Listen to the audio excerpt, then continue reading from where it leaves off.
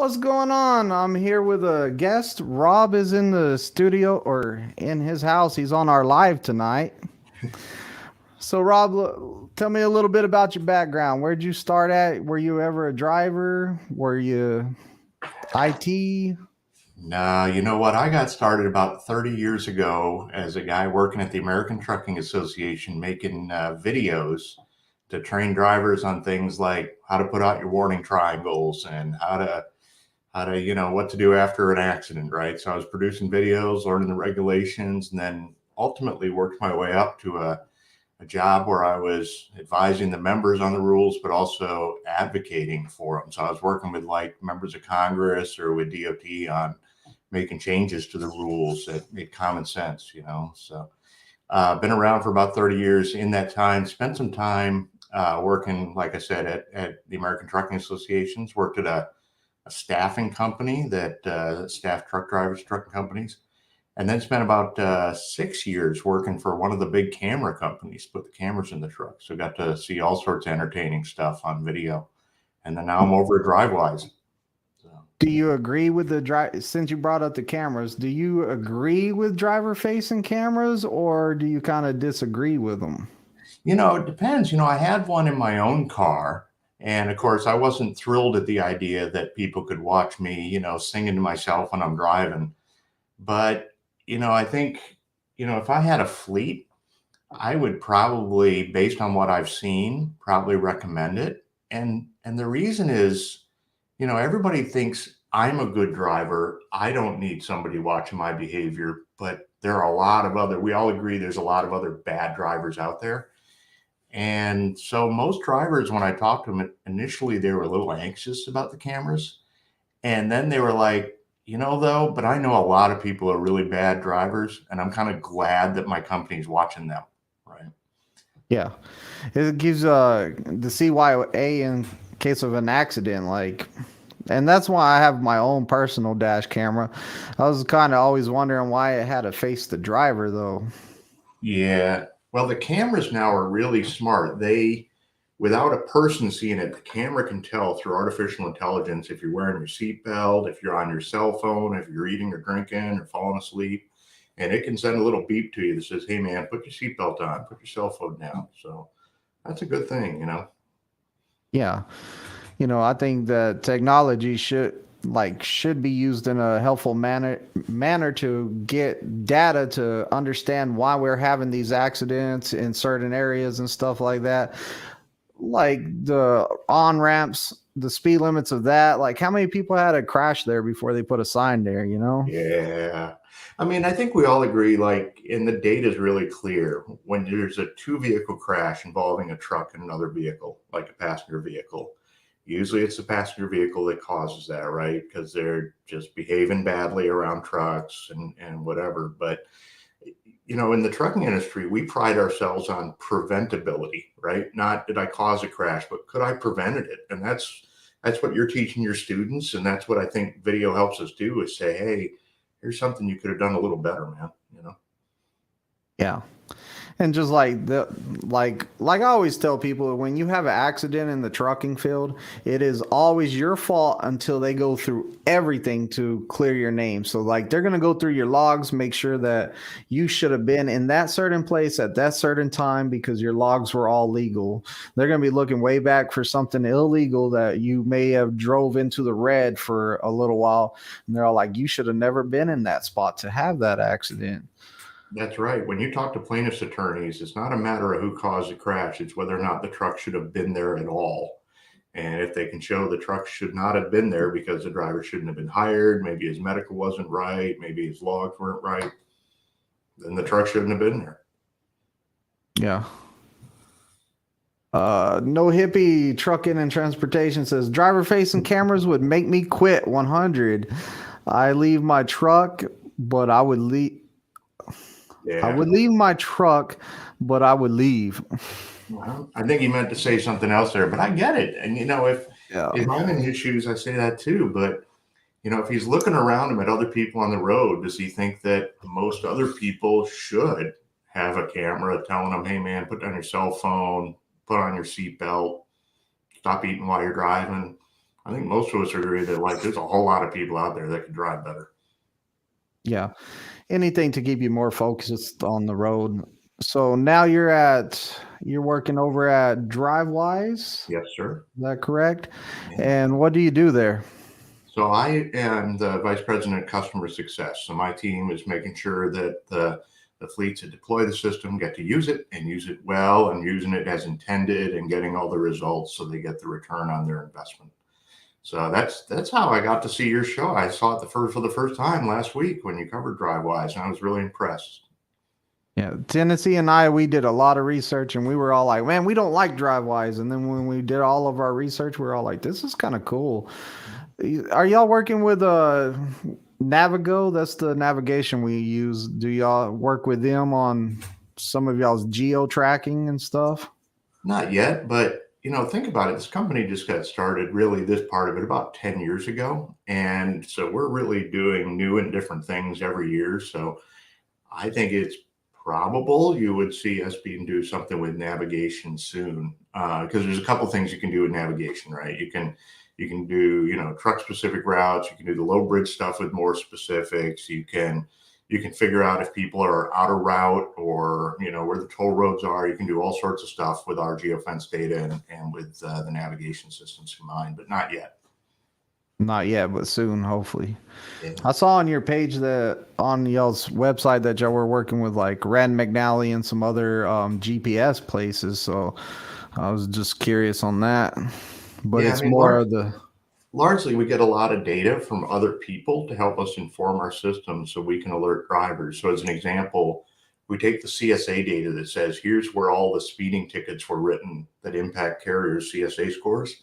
That's the places where we're telling people, hey, watch your speed going into this spot because there's a lot of tickets getting written here. We call those places Indiana, of course, right? But right. that's a lot For of what sure. we do is get data from different sources. So the low bridge stuff, or we tell people here's where the steep downhill grades are, or et cetera. The weather data we're getting from other people. So it's all about taking data from others and then using it to give you a little notice just in the moment of some risk that's coming up. See, Dakota says, I think every time we get to a scale house, we get pulled in. I don't think so. I I've been passing most of mine. It's been pre-pass or it's been like, hey, pay it, do what the sign says, and they've been closed. Well, it depends too on where you operate, right? So you're going to have higher pull-in rates in certain states like California. You're going to have to pull in if you generally, in most states, if you have hazmat or oversized, overweight loads. And some states just have a higher random pull-in rate. So it really depends. And it's really impacted by your company's ISS score, of course. We'll see. Oh, Tennessee Flatbedder says, yes, thank you, Rob. Where is Tennessee? I thought, is he not on the show every week? He does the Thursday nights usually, so okay. We'll have to have you back on here on a Thursday night. I mean, I can get him in here real quick. It's up to you. I remember him saying he's a motorcycle guy, and when we're done, I have a motorcycle question for him because I'm motorcycle shopping. But that's a topic for another day. We'll get him some other time on that. Yeah, I sent him an invite, so if his computer's up and running, he'll jump in here. Okay.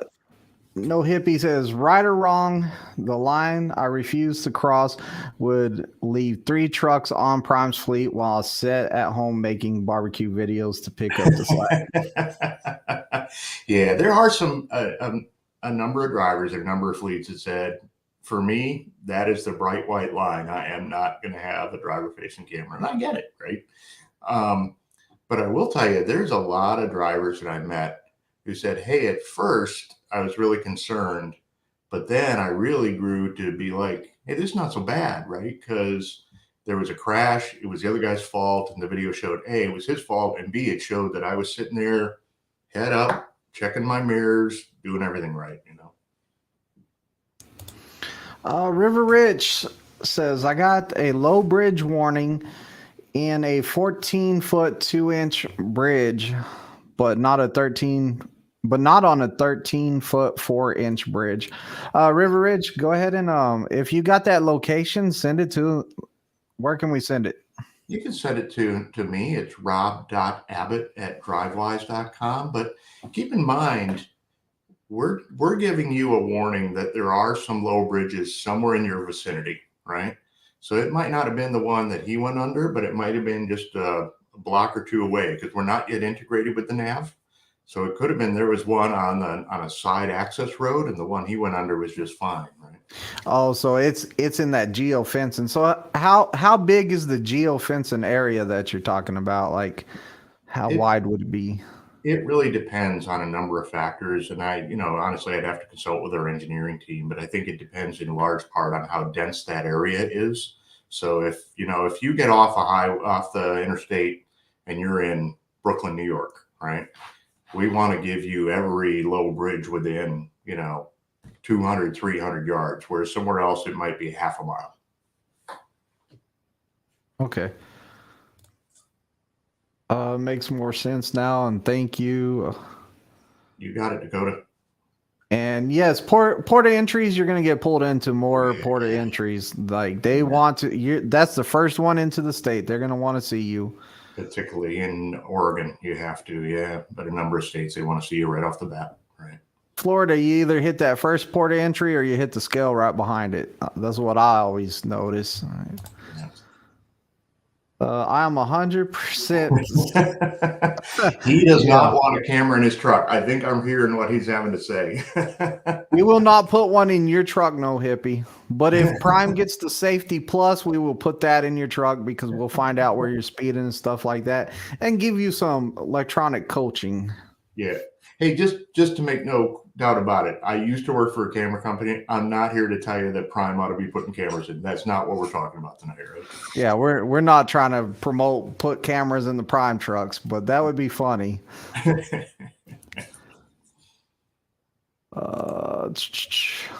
Life with Bobby says, is Prime planning on lowering the TNT to 30K miles? No, I don't hear that anytime soon. These guys better not be lobbying for that. He really doesn't want a camera. You set everybody on fire talking about those cameras. It's funny. I had it in my car, and my teenage daughters would take my car out, and they'd get home. They go, "Wait a minute, could you have watched everything I was doing?" I was like, "I could, but I'm not really bothered. Why would I take the time to go watch you drive?" Right? It's just way too much other stuff to do. But if there's a crash, I'm going to go look at it. Yeah, I see somebody. Cameras in the trucks? No, we're not having cameras in the trucks. Don't worry about it. We shouldn't have brought that up, should we? Yeah, we learned our lesson. God. Man, it's awesome. Are you getting on my Tennessee flatbedder. Yeah, they asked me to jump in.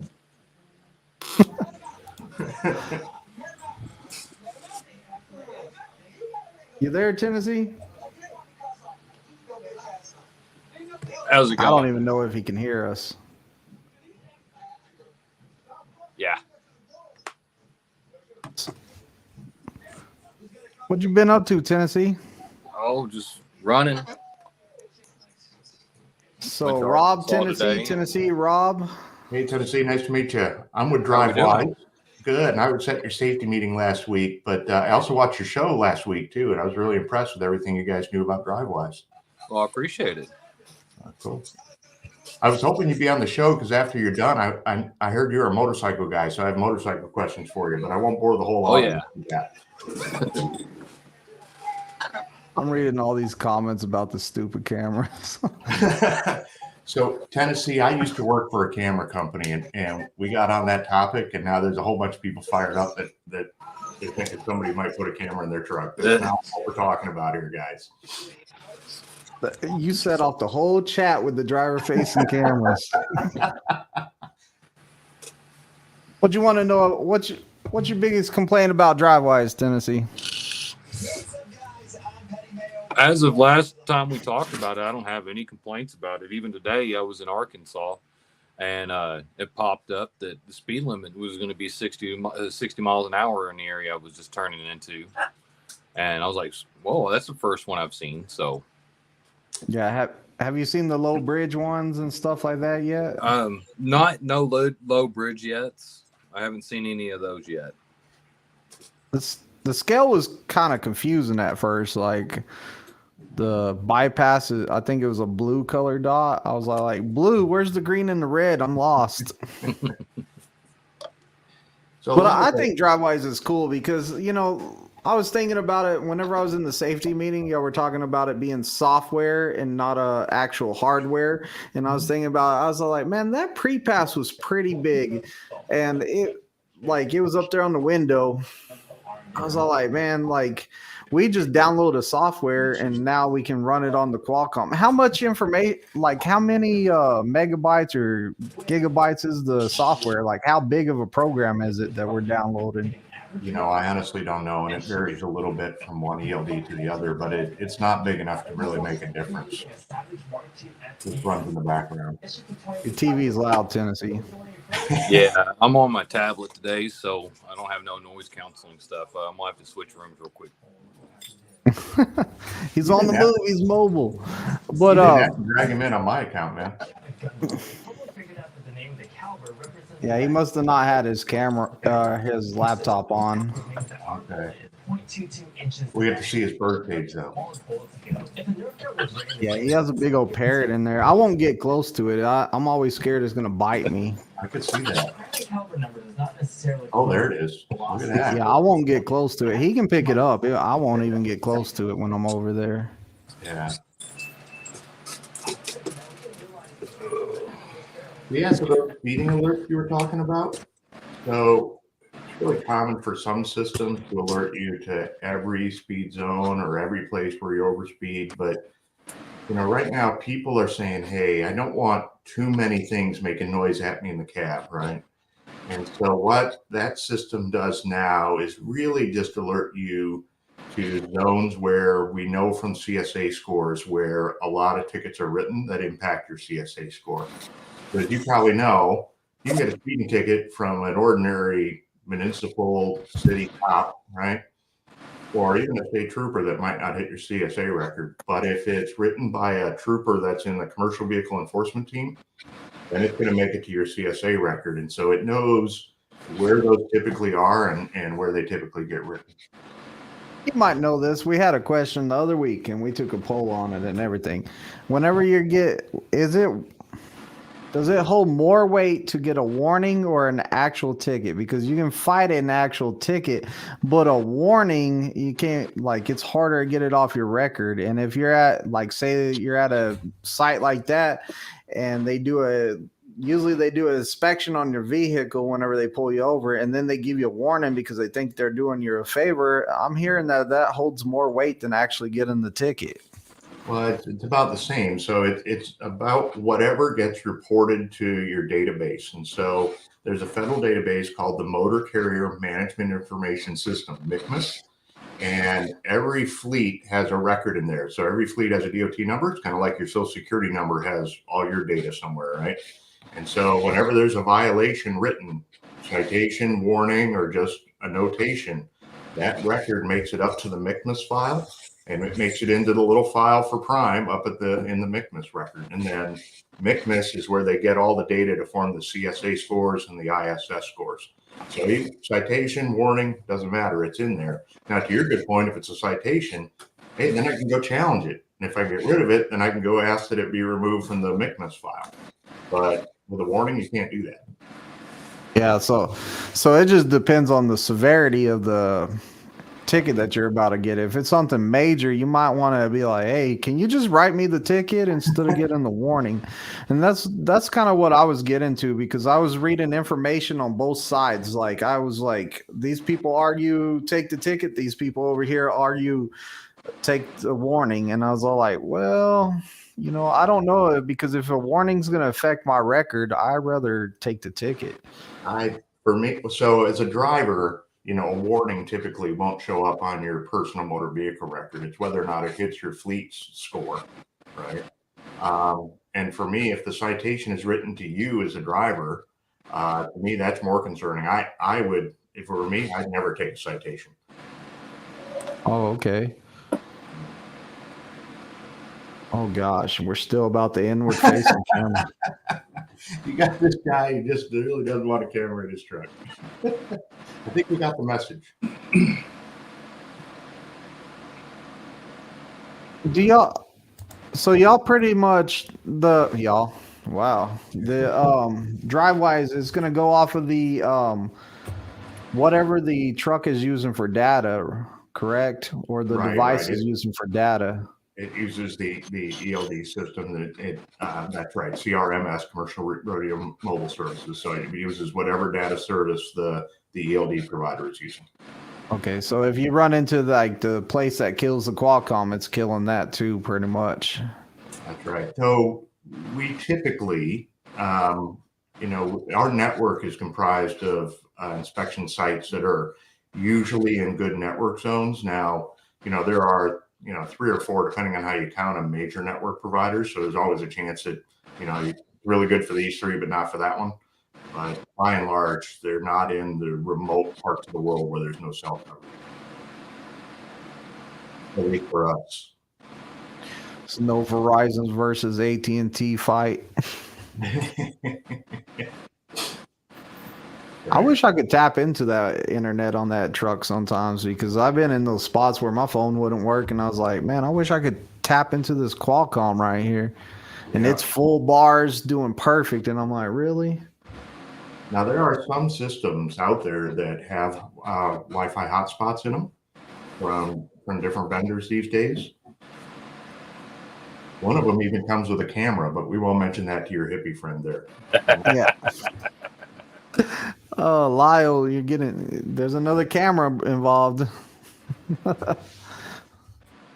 River Rich says, Swift better be using DriveWise. They need the help. Swift does use DriveWise. Yeah, they do. That's right. Swift, who else did I see on there? JB Hunt. I couldn't name them all. I looked at the website. They're all on the website if y'all go to the look up DriveWise. When you think about it, and I'm not trying to be a salesman here, right? I'm just trying to tell you how it is. When bypass first started, the only real way to do it was with a transponder and hardware, and that kind of limited the number of places you can do it. Now that we're able to do it with geofencing and satellites and GPS, you can get to a lot more places. And like these mobile sites, we can get to those. So it really is something that more and more fleets are gravitating towards. So we're seeing more and more fleets come on board because it just makes sense for them. Do you ever think it's going to end up being like 100% of all the trucks out there are using DriveWise and there's no more pre-pass or anything else? Well, that's one of the things that we talked about when we first started talking tonight, maybe just before we got started. You might have heard that the government issued what they called an advance notice of proposed rulemaking, and it was to potentially require that every truck be able to transmit its identity upon request, so that a roadside officer somewhere could ping a truck and say, give me your identity, and ping back would come the VIN number, and somehow that would tie to the motor carrier, and then they could do a quick lookup that way. I personally think that's a long way off, that the government would have a system before private providers, subscription services would. I mean, we're growing very fast. I'm sure pre-pass is growing as well. But there has been some interest in some elements of the law enforcement community to have a government mandated system to do that. Tennessee, you're getting stopped at all of those scales when that starts. Your record is horrible. Right. My record's not horrible. My record is actually mint. So yours is probably cleaner than mine. You get good lawyers. This might interest you, but for a number of years when I was at ATA, I helped advocate or defend against the writing of certain regulations. And when they write regulations, they have to do a number of things. They have to do this advance notice of proposed rulemaking to say, hey, we're just thinking about doing this. What do y'all think, right? Kind of like a trial balloon. Then people sort of make a lot of noise and they sort of figure out who's where on the issue and the sort of things they ought to be talking about. Then they do a proposed rule where they say, hey, here's exactly what we're thinking of doing. They propose it. People have the opportunity to respond, and then a final rule. When they write the final rule, they have to do a thing called a cost benefit analysis, and they have to consider whether or not the the cost would exceed the benefits. That's not to say the cost can't, but they at least have to consider them under federal. It was actually a presidential order that President Clinton signed way back in the 90s.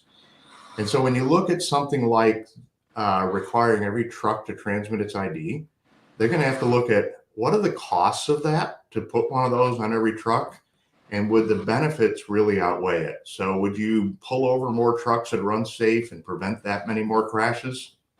That's what they got to figure out. Oh, that's going to be hard to figure out right there. That's going to take a lot of data. If you Well, when you stop think about this it, most of bad the driver here, will he get into a wreck right there at that point in time? Well, you think about most of the stuff at a roadside inspection, vehicle violations. How many of those do you think would have contributed to a crash? Or, like an exhaust violation, that's not going to contribute to a crash, right? If you have marker bulbs out, one brake out of adjustment, right? So how many of those really are likely to cause a crash or contribute to a crash? Yeah. It would have to be the more serious one. But you know what they say, if you're not checking your equipment and you got a marker light out, what else have you not checked? So I fight both sides here, so like I'm going against the driver right now, but if you got these infractions of you missed this on your pre-trip, what else are you missing? Maybe they need to pull somebody in a weight scale and check their vehicle because they might be riding dirty, you know? Tennessee, I don't know about this guy. Pretty soon he's going to be an advocate for cameras in every truck. Uh-oh, we're going back to the... I just fight both sides, so like, Tennessee, what you think? You're on the not do it side. Let's hear this. Oh, the cameras? Are No, we going to stay with that? No, you missed it. Never mind. Go back to sleep. You completely missed it. We're not interrupting your restart or anything, are we? Okay. No. Okay. I'll make sure we're not interrupting a rest period. Now, so when you look at stuff like that, the government's got to look at all sorts of things. And when they can't really show that, hey, you'd have fewer crashes, they got to get kind of creative on how they justify stuff. So like in this case, they'll say, hey, there'll be fewer lines at the weigh station. Therefore, there'll be less fuel wasted and less emissions. And so we can monetize that and say that would offset the cost to you to have to deploy the devices. So that's the sort of stuff they do when they write regulations. I wonder what happened to them cutting all the trucks back to a certain governor speed. They were talking about that beginning of the year or into last year. They were talking about governing all the trucks across the board to a certain speed. What happened to them talking about that? So I think that's going to take legislation, and I wouldn't be surprised if somebody makes another push at that this year. I could see it happening. You know, it's interesting when you look at political affiliations, right? So you certainly have an element of the Democratic Party which is very sympathetic to the cause of the people who have been victims of crashes, right? Sometimes you might say that the Republican Party is more in tune with big business, right? But when you think about the big fleets out there, a lot of the big company fleets, a lot of them are pro safety, pro speed governors, right? Because they've already got them deployed. They think it's bad for the industry to have the image of some trucks going 80 and some doing 65. And they all also want a competitive level playing field. And so, and in the sake of safety, I think you can argue anytime that a crash doing 65 is less severe than one when you're doing 80, right? You can get into all sorts of other things about speed differentials and all that. But so, there's probably going to be more people lining up pro than con in the end. Yeah, I would be for it. I would be for that too. Look, here I go. Tennessee's about to go off on me. But I'd be going for that too, because whenever Prime took the speed down in the Prime trucks, there was less accidents. So if they start bringing down the speed in all of them, I'm pretty sure that is going to help out with the accidents. And it should be good for fuel economy too. See, I think we should be regulated, but still be able to have a little bit more throttle in it to stop that whole side by side on the interstate. That's what I look at as the bad part about it. Is you get that truck, well, you get two prime trucks trying to pass each other. They're both doing 61, 62, Right. and no one's going to give up. What if we have a hit the little bit passing gear at the same time? We're both going to go the same speed. Oh yeah, I mean, still, but if one's going to be able to get a little bit heads up on it or give up, I mean, everybody's going to have. That's the issue I see with it, is everybody's going to get tied up next to each other, and you're going to have traffic all the way back to California. So There have been people talking about this concept called soft topping, and it's not really practical today, but one day perhaps, because you know your engine speed can be controlled by your ECM. Your ECM keeps a data record. What if we were to hypothetically have a law that say, look, 65 is the top, but you can go up to 68 or 70, but no more than 5% of the time, or 10%, right? And you build that into the computer logic of the ECM, or even if you don't build it into the logic, there's a record, so that when you have a roadside inspection, you look at your averages and what your tops were and how percentage. Maybe that's something you do in the future with technology, right? That'd be too hard for DOT. They can't even define personal convenience still. Like, they need to put that in writing. I've been trying to say that for a long time. Like, put some writing down on what personal convenience is. Not hey, you can do it this time, but you can't do it this time. You can go get groceries today, but tomorrow you better not go get groceries because that was 1 mile too far. I can't stand that PC. I wasn't even using it before we kind of had to call in for help or call into people to say, hey, I'm going to use my personal convenience. Can't stand personal convenience. So See, I'm getting myself on a rant over here about personal convenience now. You know why there isn't really a rule is that really the trucking industry can't come to an agreement on what it should be. So some people might say, look, let's agree that it's no more than 50 miles, right? Or no more than 45 minutes. And you can't go in the direction of your next pickup or your next delivery, and you can't do this one and this, right? But there's a lot of people in the trucking industry are like, no, as long as I'm driving my truck, it's my personal conveyance. I should be able to do that for as long as I want to. And so as long as the people in the trucking industry can't agree with each other, you're not going to get one person to say, hey, here's how you define it. Just take it away from everybody till somebody can agree to the same thing. Then that way we don't get in trouble for it no more. Because like those violations are crazy. There's a high number of violations on personal convenience. And then you get to a scale and you ask the DOT officer, you're all like, hey, what's good personal convenience? What's not? He'll be like, I don't even mess with it unless it's more than 25 miles. You go to the next scale and the guy's all like, which way were you going? Yeah. Like, yeah. To me, it just doesn't make sense. Yeah. Better not use it and just be safe. And that's why I don't use it. Yeah, I pronounce it wrong. Say it, Tennessee. What's it Conveyance. called? Personal conveyance. Convenience. To be conveyed. I call it convenience. People are always giving me a hard time. PC. How about that, guys? There we go. It's going to be politically correct today. He almost He got did. it. He almost got me he almost got me, didn't he? I almost said convenience.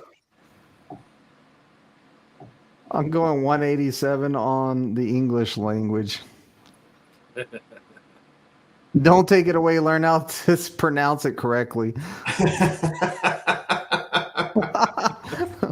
I won't mind if they put inward facing camera. Oh my gosh, why did I click on that one? We should introduce him to Mr. Backwoods Hippie, right? Yeah. Backwoods, you need to go to the channel No Hippie Trucking and Transportation and start commenting on his videos.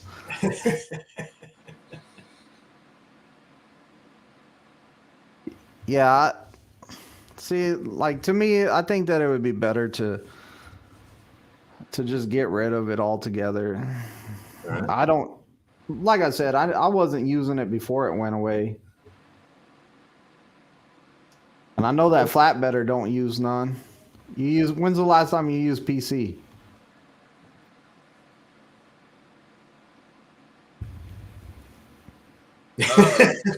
He's still thinking. I think I used it my second year in, and then realized that was kind of pointless. So, But you don't drive right up to your 11 or your 14, do you? when I was solo, I drove it all the way up to my 11. Did you? And then you drop a trailer and you're like, hey, I want to go to dinner. I ate my truck. There you go. I was smart enough to go to Walmart in my personal car to go get groceries and then get in my truck with it. And here at Prime, they don't even want us to, like, you know, you see the guys in the truck stops with the kingpin locks and stuff on the trailers. They don't even want you to drop your trailer here and go do anything like that. You would have to take your trailer with you. So, like, really, you can only go to Walmart with it, to tell you the truth. And I stock up on groceries too, eat in my truck. You save money and you're not eating all that junk food from the truck stops and stuff. Like, I'm at home right now and I had to eat Whataburger tonight. That's junk food. It's good junk food though. Yeah, tastes good. I cooked dinner tonight. I cooked everybody BLTs. So, You know, I was very impressed at Prime. You all have a guy who does health and fitness, right? Yes. Yeah, he always sends me messages. Look at me. Do I need health and fitness? Tennessee definitely doesn't. He can't lose no more weight. That's because he's out tarping and strapping, right? well, and on the weekends, I'm out hiking in the woods and camping. So, There you go. Stay active. It's the guys who drop and hook. They gotta do that. too bad the camera can't see me look at twisted. What? Dropping hooks. Oh, Those reefer doors are heavy, bro. I'm telling you. Those reefer doors don't play around.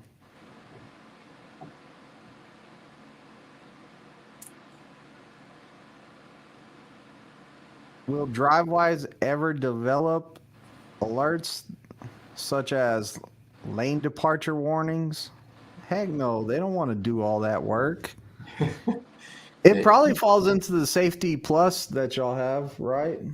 well, Stuff so like lane that. departure is done by what you might call a lens, a camera lens. I won't call it a camera, right? Let's call it an imager, right? So it's an imager that looks out the windshield, it sees the line markings, and it knows when you crosses over them, right? And most of that is provided by your Detroit Assurance or your Bendix system in the truck. So most of that's already there. That's not really what we do. What we do is, based on the geofence data, look at what are risks that you're going to encounter. So, hey, you're about to round a corner and there's going to be a backup of traffic. You're going to round that corner, it's 55, and there's going to be brake lights in front of you. Or you're rounding this corner and there's going to be a deer strike place where there's a lot of deer strikes, right? So that's more of what we do. What you're talking about is either, so the ADAS, the ADAS provider, advanced driver assistance system, like your Bendix or your Detroit, they're going to do that. Or some of the camera systems now, the road facing cameras, have the ability to see those line markings and make little lane departure reports and those sorts of things for you. Yeah.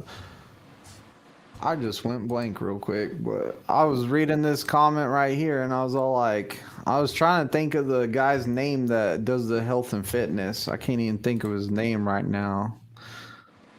River Ridge says us real world drivers use PC sometimes to real work stuff like get groceries because we don't have cars out here. Yeah, but you can stop on a 30-minute break at a Walmart. I used to do it all the time. 30-minute break, I go to the Walmart, going off duty because I'm on my 30-minute break, go buy groceries, bring it back to the truck, throw it all in the truck, shop around for like a movie or something, some kind of entertainment, and then put all that junk in the truck and put it all up. And by then my 30-minute break's done and I'm on the road again. Tennessee, is he saying that Daniel's not a real world driver? Is that what he's trying to say right there? Oh yeah.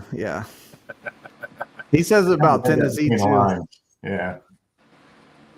That guy right there. That guy right there. Remember, he thought he could back better than our students, and he ran over the cones. Just Yeah, I saying, remember that. he ain't ever gonna live that down. Han says, if you want to lose weight, quit eating at truck stops. That That's is exactly true. what I'm saying. That is true. Now you can save up them love points and eat at a Subway. Be healthy. Yeah, that's true. Yeah. So when you get fuel, just save up the points and just eat at Subway. Mm-hmm. That's healthy food. Yeah, I did that every now and then when I was out over the road. If I was getting tired of eating what I brought with me on the truck, and there was a Subway, and I had enough points to Pilot or the Flying J, I'd go eat there real quick. I mean, Ooh, that's a long one. What if the citations were written in your name, but was meant for the company? For example, your company driver got a citation for no DOT number on the truck. Does that affect your record?